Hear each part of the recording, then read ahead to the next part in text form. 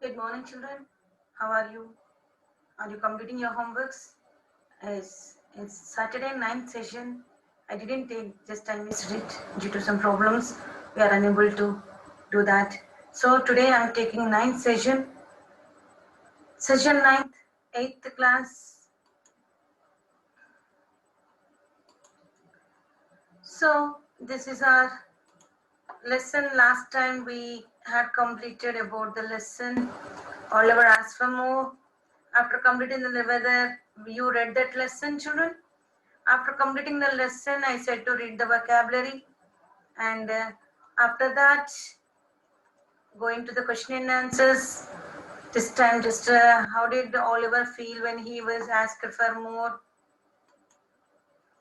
to appear before the live board? Why did Oliver tremble and cry in the whitewashed room? What is that, sir? Inquired poor Oliver. What does that refers to? What kind of people were the members of the board? Justify your opinion. What main differences do you notice between the children and the master? Physical appearance, their dress, behavior, everything we should say. How do you look? How do you look at Oliver's request? Please, sir, I want some more. I want some more.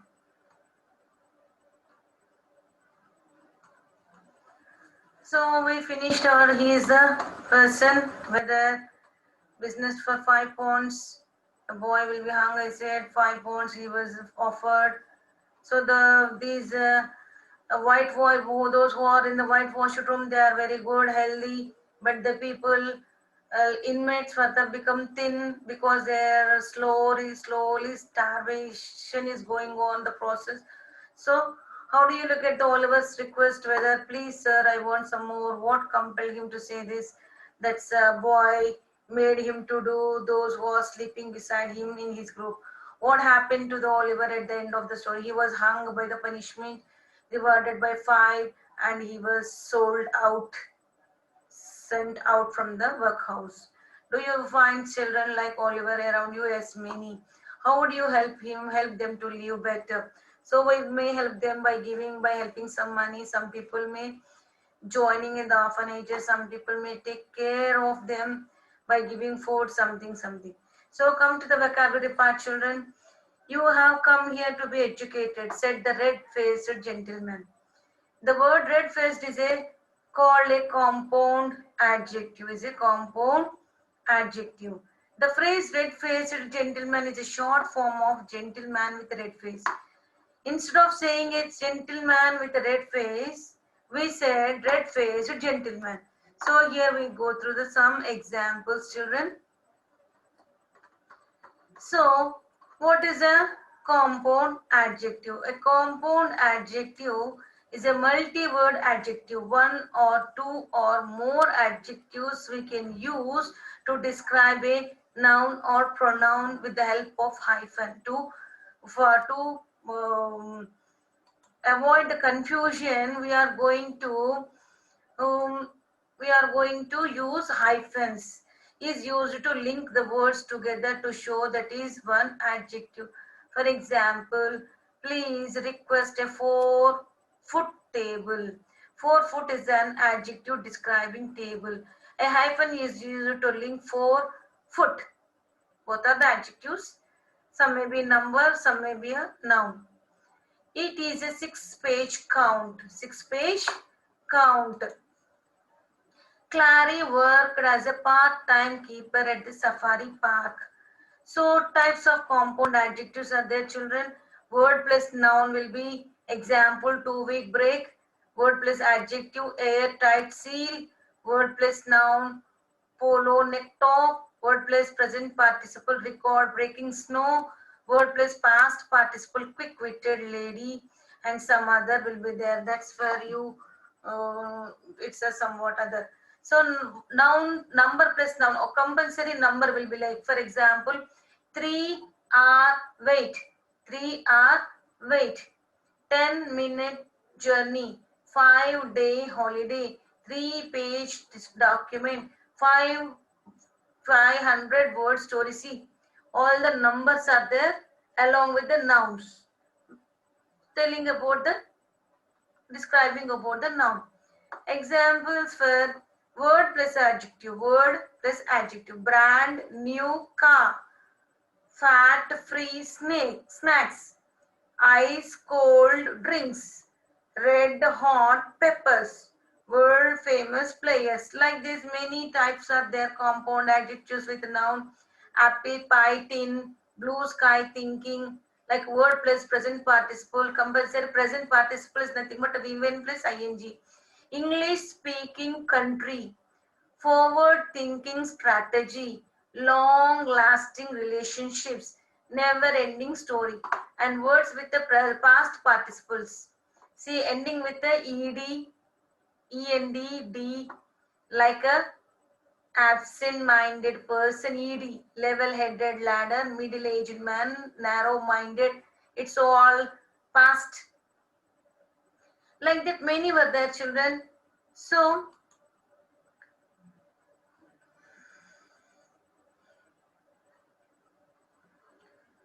children, here where we are, so in the compound adjectives, in this lesson we have gone through many compound adjectives.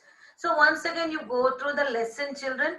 Once again you go through the lesson, and there you'll find many adjectives like a whitewashed room, compound adjective, red-faced gentleman, whitewashed room, more, many will get like a highly educated people, well-mannered people. So many adjectives will get, children. Here you write it down. So here we have a small exercise here. Change the underlined part to the following paragraphs into compound adjectives. Rewrite the paragraph in your notebook. Sachin Tendulkar is a cricketer who is famous all over the world. Instead of saying who is famous all over the world, we can change as a compound word like a world famous cricketer. Is it right, children? Instead of saying cricketer who is famous all over the world, short form what we can take as a using compound adjective, world famous cricketer. He is a batsman playing with the right hand. What's that? We can't understand. But by saying right-handed batsman, he is a right-handed batsman. It is easy to pronounce also. He has many world records to his credit, which are mind-blowing. He has many mind-blowing world records to his credit. That is the power of compound adjectives, children. He has many mind-blowing world records to his credit. He is a person with a kind heart. What? He is a kind-hearted person. He is a kind-hearted person. He works with an NGO based in Mumbai. He works with Mumbai-based NGOs. Mumbai-based NGOs. Like this is a vocabulary part, children. One more exercise we have. Lata is a dash. Here fill in the blanks with appropriate compound adjectives from the box given below. Deep-rooted, old-fashioned, well-mannered, soft-spoken, brand new. Lata is a what? What we can say use? Well-mannered, soft-spoken, brand new, deep-rooted, old-fashioned. Lata is a what? Come on. Soft-spoken girl. She speaks. See, second sentence is related. Soft-spoken girl. She speaks kindly with her classmates. Look at her. She is wearing an old-fashioned dress. Why I have chose old-fashioned? See, because she doesn't like to wear brand new dresses. Don't you think Lata is a well-mannered girl? Yes. So this is our exercise completed, children. Now come to the grammar part. Looking at the following sentences taken from the story. The boy is a fool, said the gentleman in the white waistcoat. Children, you might have, as you know, the underlying expressions can be changed into a question. How do we change the above statements into a question? By putting the auxiliaries before verb, before the subject, the boy. The boy is a fool. Children, you might have learned, I think so, children.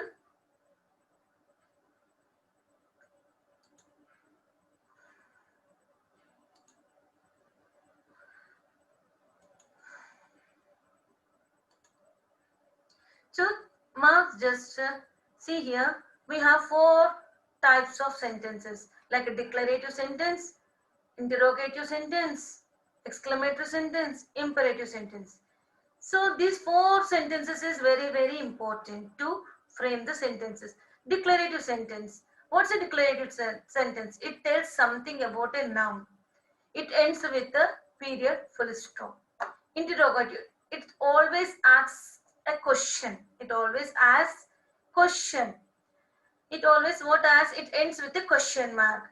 Exclamatory sentence. It shows strong feelings, ends with an exclamatory mark.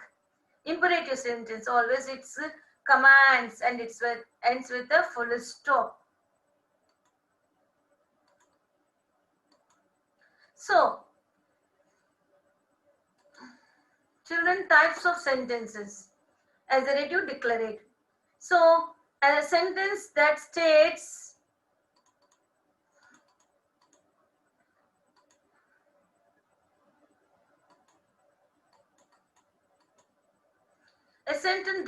or declares something is called an assertive sentence. There is a huge swimming pool at my school. Interrogative sentence in which a question is asked is called interrogative. Always in these 2 sentences we can change assertive into interrogative into command. So children, so if you come to the textbook, here the boy is a fool is this declarative sentence, children. Declarative sentence. How can we say? Just it's a simple statement, children. We are not going to whether we are asking a question, no. Whether we are applying any strong feelings, emotions, no. It's just giving a statement that the boy is a fool. Means simple declarative sentence. This declarative sentence we need to change into a question form. Question form means interrogative sentence, children. In interrogative sentence, children, we have 2 types of questions framings. First one, WHO questions. WH questions. What are those WH questions, children? WH, which starts with a WH, like what are you doing? Where are you going? When you will come? What are you doing? Why? Questions is always. For these WH questions, children, we need to answer, yes, I'm going to market, I'm going to school, what I'm doing. We need to answer in a lengthy way. But second type is there, children, yes or no questions. Yes or no questions. What are these yes or no questions, children? Whether you can say, where are you going to movie? Yes or no? Are you going on reading? Yes or no? Are you completing your homework? Yes or no? So mostly these yes or no questions starts with the auxiliary verbs. What are those auxiliary verbs, children? Like is, am, are, was, were. So to tell these questions, I'm going to show a small grammar part for you, children. Just how to frame the questions.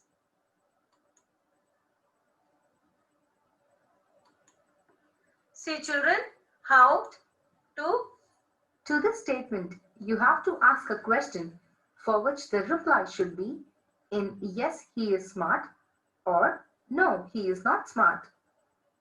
So, how we can construct it? You generate an interrogative from the main statement. He is smart. Subject is he and the verb is. It is an auxiliary functioning as the main verb. And smart is an adjective. In changing this statement into an interrogative, you have to shift the auxiliary.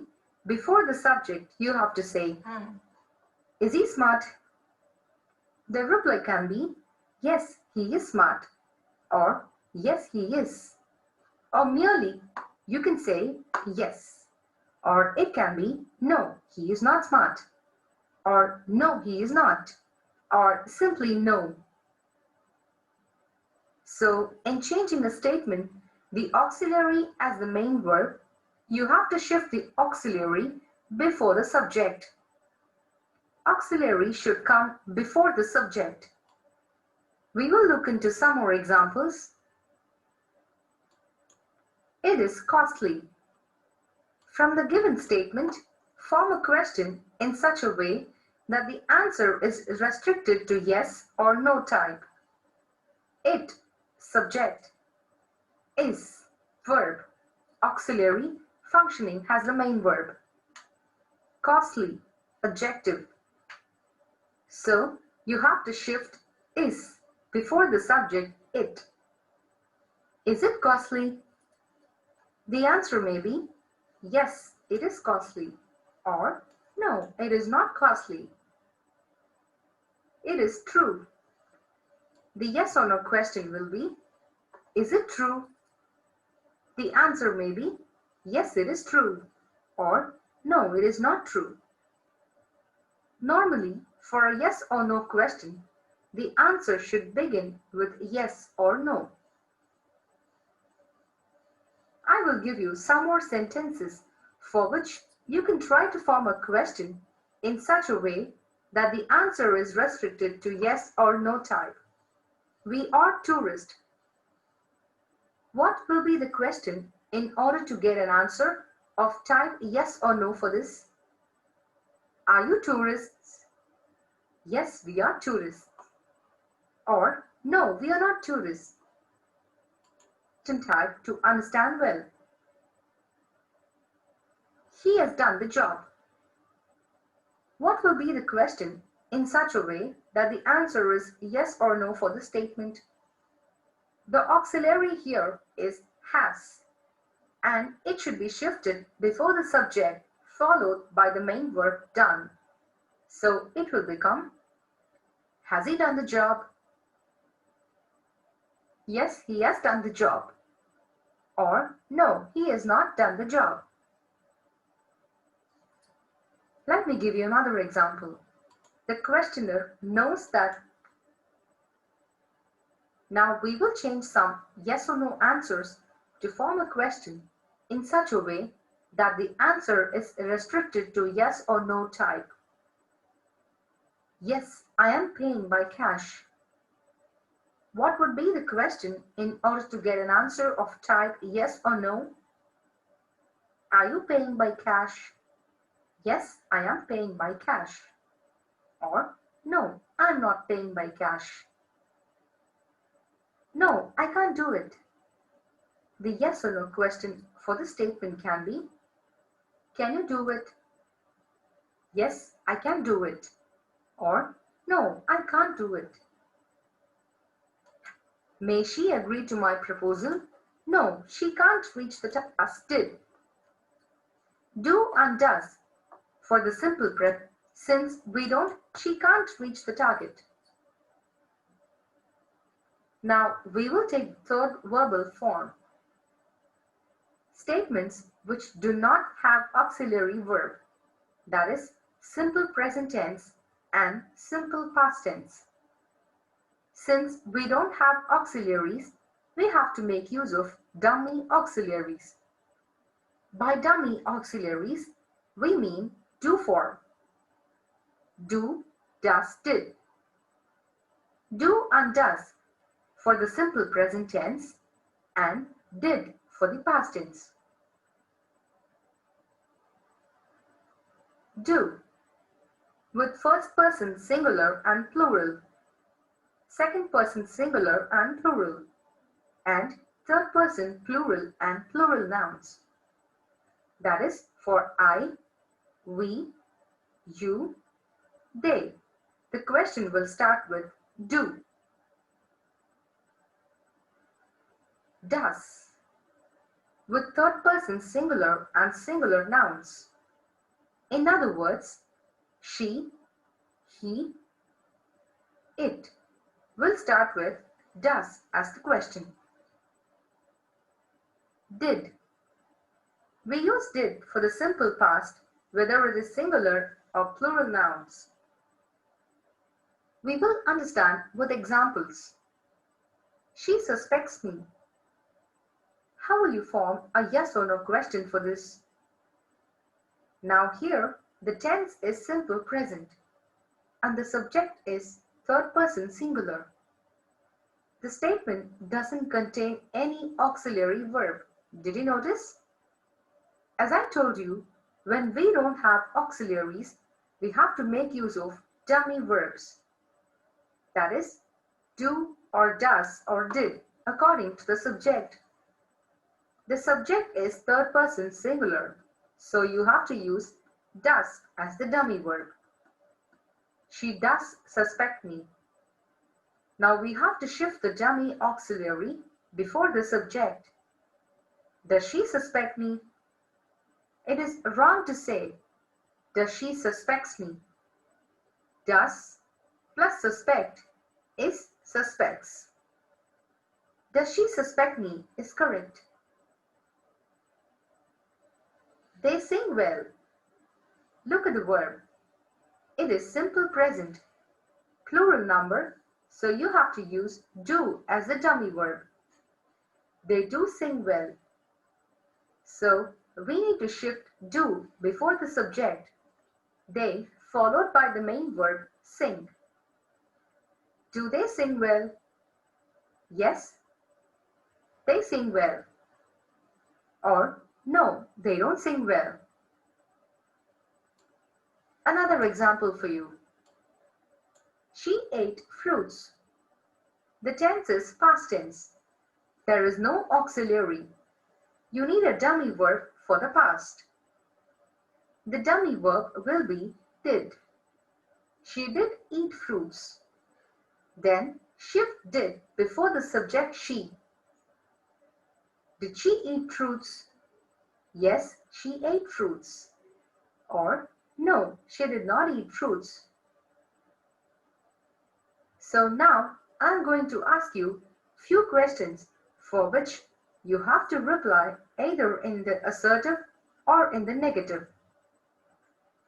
Did you come to the meeting? Your reply can be, yes, I came to the meeting. Or, no, I did not come to the meeting.